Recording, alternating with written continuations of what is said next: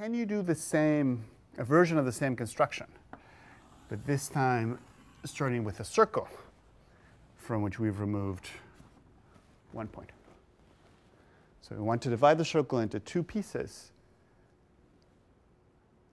disassemble them, move them around, and reassemble them in a way that delivers the entire circle.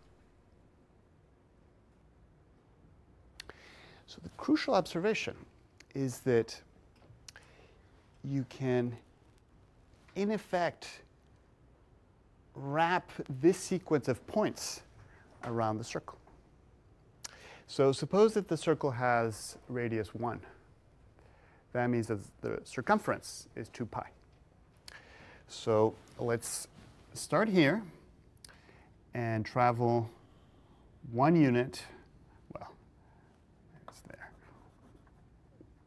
1 unit clockwise, and then 1 unit clockwise, and 1 unit clockwise, and we keep going.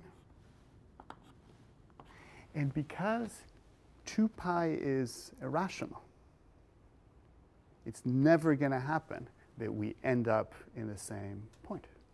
And the reason is this. What would it take to hit, for example, this point? So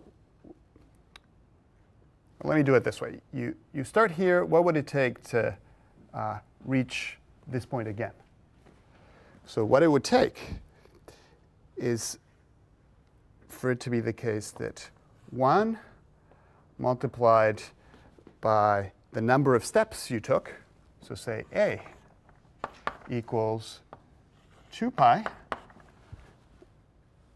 which is the circumference, multiplied by some number B, which means that 2 pi equals A over B, which you know to be impossible because pi is irrational.